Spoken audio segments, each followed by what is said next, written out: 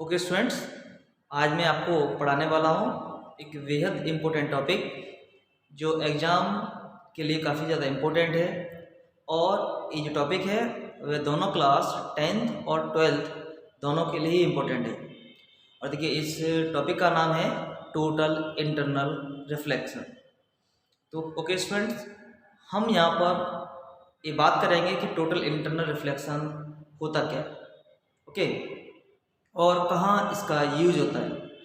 तो देखिए स्टूडेंट्स, इस टॉपिक को ईजिली समझने के लिए मैं एक आसान सा आपको एक डायग्राम बनाने वाला हूँ, और इस डायग्राम में आप आसानी से समझ सकते हैं कि क्रिटिकल एंगल क्या होता है और टोटल इंटरनल रिफ्लेक्शन क्या होता है। तो देखिए स्टूडेंट्स, मैं स्टार्ट करता हूँ।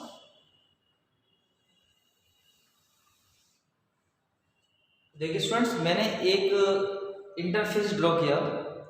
ओके, इंटरफेस दैट इज, इसका मीनिंग ये हुआ कि इंटरफेस एक वो लाइन होती है जो टू मीडिया को सेपरेट करती है। ओके, हमने मान लिया कि यहाँ क्या है, हमारा डेंसर मीडियम है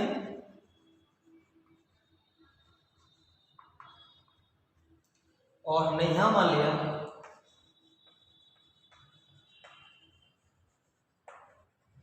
रेयर मीडियम।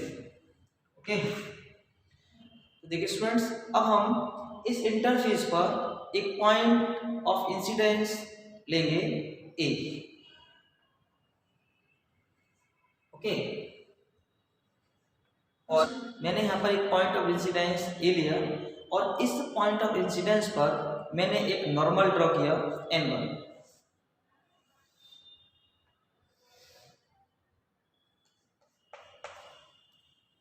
n1 क्या है स्टूडेंट्स, हमारा नॉर्मल है। अब देखिए, जब कोई लाइट रे एक मीडियम से दूसरे मीडियम में जाती है, ओके, तो अपने पाथ को डेविएट करती है, हमको पता है according to law of refraction. लेकिन देखिए, यहाँ पर एक कंडीशन है, और कंडीशन हमारी क्या है, टोटल इंटरनल रिफ्लेक्शन के लिए कंडीशन होती है कि लाइट रे जो ट्रेवल करती है तो denser medium to rare medium करती है। तो देखिए स्टूडेंट्स, इसलिए हमने यहाँ पर डेंसर मीडियम लिखा है, यहाँ रेयर लिखा है, और हम जो लाइट ट्रेवल कराएंगे यहाँ पर डेंसर टू रेयर कराएंगे।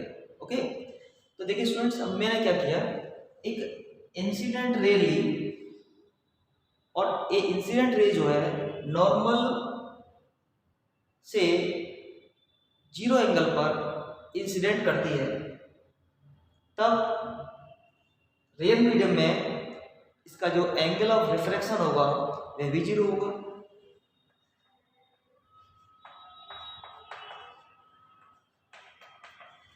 ओके, इससे ये पता चलता है कि जब लाइट रे नॉर्मल पर फॉल होती है तब वह बिल्कुल सीधे निकल जाती है, स्ट्रेट निकल जाती है without any deviation. Okay students, तो देखिए अब हम क्या करेंगे, इसी इंटरफेस पर एक पॉइंट और लेंगे, और हमने इस इंटरफेस पर ये एक पॉइंट लिया बी, इसको हम पॉइंट ऑफ इंसिडेंस बी बोलेंगे, और इस पॉइंट ऑफ इंसिडेंस बी पर हमने एक नॉर्मल ड्रॉ किया n2।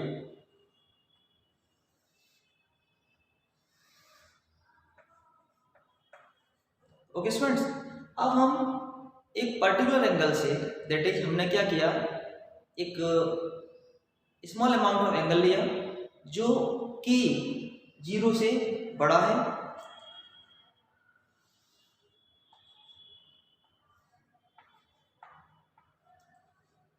इसका मीनिंग ये हुआ, हमने क्या लिया, एक एंगल ऑफ इंसिडेंस लिया, हमने क्या, एक एंगल ऑफ इंसिडेंस लिया I2 जो कि I1 एंगल से ग्रेटर है, that is I2 is greater than I1।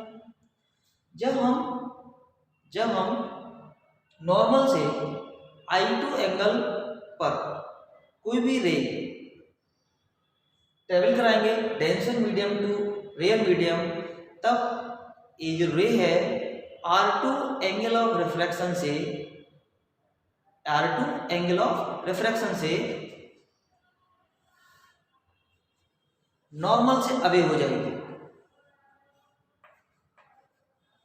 क्योंकि आप लोगों ने रिफ्लेक्शन में पढ़ा है कि जब कोई light ray denser to rare जाती है तो नॉर्मल से अवे हो जाती है, और रेयर टू डेंसर जाती है तो नॉर्मल की तरफ बेंड हो जाती है। और देखिए इस केस में जो लाइट रे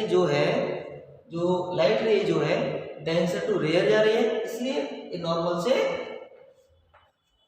अवे हो रही है। ओके, तो ओके स्टूडेंट्स, अब एक पॉइंट ऑफ इंसिडेंस सी और लेते हैं इस इंटरफेस पे, और इस पॉइंट ऑफ इंसिडेंस सी पर एक नॉर्मल ड्रॉ करते हैं N3।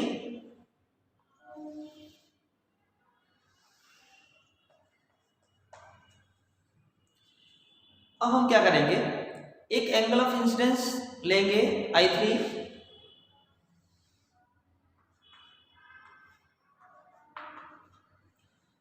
और ये एंगल I3 जो होगा यहां पर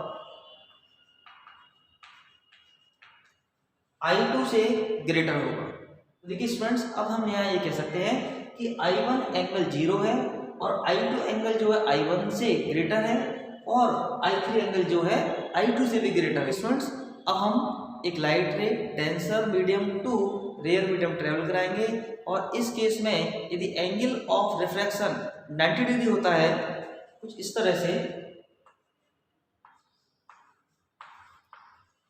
तब हम इस केस में जो भी एंगल ऑफ इंसिडेंस होगा वह क्या कहलाएगा, क्रिटिकल एंगल कहलाएगा। और क्रिटिकल एंगल का जो सिंबल होता है वह आई बेस पर सी भी होता है, या हम जनरली इसको सी से भी इंडिकेट कर सकते हैं। ओके स्टूडेंट्स, आप लोगों ने यहाँ पर एक न्यू वर्ड और सुना, और ये न्यू वर्ड है हमारा क्रिटिकल एंगल।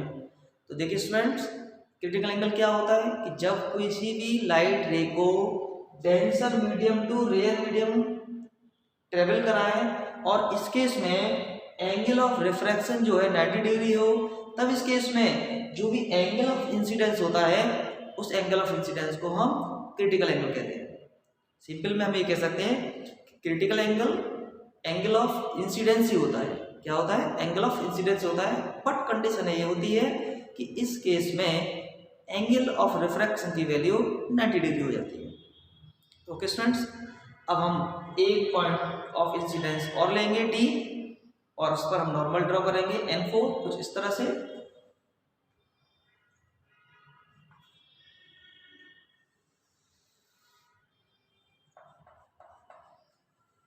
और इस केस में हम एक लाइट रे ट्रेवल कराएंगे I4 एंगल से,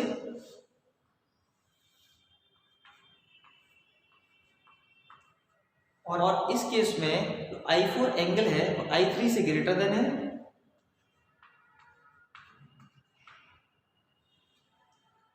इसका मीनिंग ये हुआ कि एंगल ऑफ इंसिडेंस जो है क्रिटिकल एंगल से बड़ा है।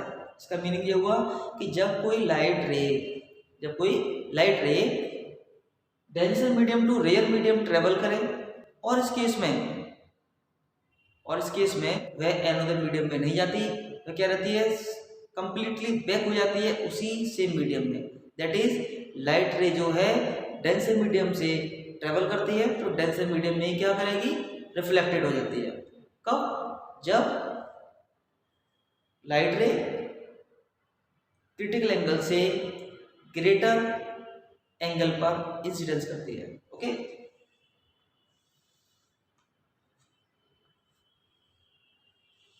तो देखिए इसमें आपने एक न्यू कंडीशन देखी, यहाँ एक न्यू केस देखा कि जब लाइट रे I1 पे जा रही थी, I1 की वैल्यू क्या थी, 0 थी, तो R1 की वैल्यू 0 थी।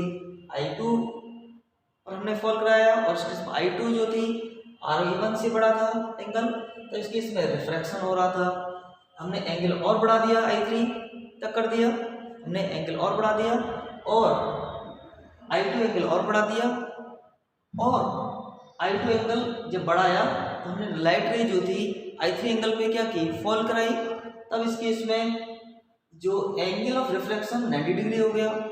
तब जब एंगल ऑफ रिफ्लेक्शन 90 डिग्री हो गया, तब इस केस में जो एंगल ऑफ इंसिडेंस कहलाता है क्रिटिकल एंगल कहलाता है। दैट इज, ये कंडीशन किसकी हो गई, ये कंडीशन क्रिटिकल एंगल की हो गई।